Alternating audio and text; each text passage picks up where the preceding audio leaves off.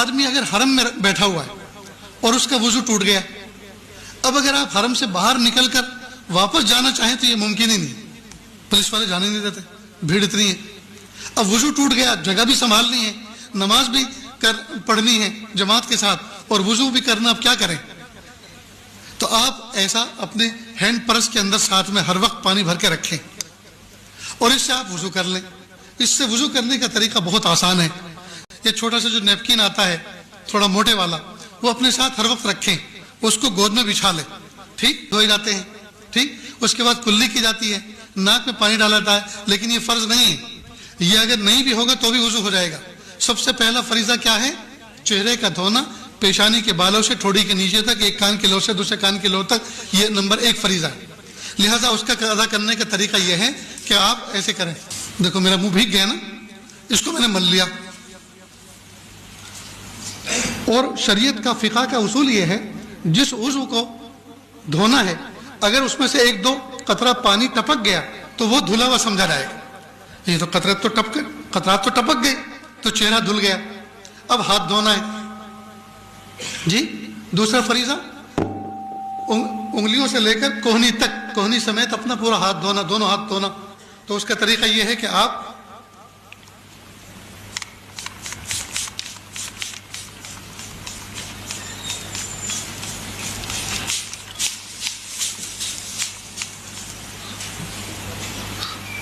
یہ آپ کا ہاتھ دھل گیا، ٹھیک۔ اسی طرح سے دوسرا ہاتھ دھونا ہے، اسی طرح دوسرا ہاتھ دھونا ہے، تو دوسرا ہاتھ بھی ہو گیا، ٹھیک۔ یہ تو میں نے وقت کو بچانے کے لیے ایک ہاتھ کو صرف ایسے ہی بتا دیا، ایک ہاتھ ایسے، تو دوسرا بھی ایسے دھونا ہے۔ اس کے بعد پھر ہاتھ کو تر کیا دونوں اور سر کا مسح کر لیا۔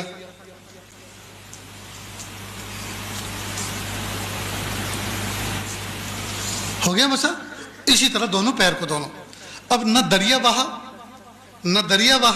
نہ نالی چلی، نہ جو ہے کسی کو کراہت ہوئی، آسانی کے ساتھ بیٹھے بٹھائے اپنی جگہ پہ حرم میں آپ نے وضو کر لیا۔ ایسا ہی آپ جہاز میں کر سکتے ہیں، ایسا ہی آپ بس میں کر سکتے ہیں، ایسا ہی آپ ٹرین میں کر سکتے ہیں، اور ایسا ہی آپ ہر مجمع میں کر سکتے ہیں، اور آپ باوضو رہیں گے۔ سمجھ گئے دوستو؟ تو آپ اس طرح کا پرچیز کر لیں، اپنے ساتھ بھی رکھیں، ماں بہنیں جو حج میں ساتھ میں جا رہی ہیں ان کا الگ رکھیں، سمجھ گئے؟ ان کا الگ رکھیں، انشاءاللہ ان کو کبھی بھی تکلیف نہیں ہوگی۔ میرے دوستو، سفر میں کوشش اس بات کی کریں کھانے پینے پہ کنٹرول ہو۔ دیکھو آپ بھوک برداشت کر سکتے ہیں، لیکن کھانے کے بعد جب استنجے کا تقاضا ہوتا ہے، اگر مناسب جگہ نہ ملی تو وہ برداشت نہیں کر سکتے۔ بھوک برداشت کرنا آسان ہے، لیکن کھانے کے بعد جو استنجے کی ضرورت پیش آتی ہے، اس کا اگر مناسب موقع اور مناسب جگہ نہ ملی آدمی پریشان ہو جاتا ہے۔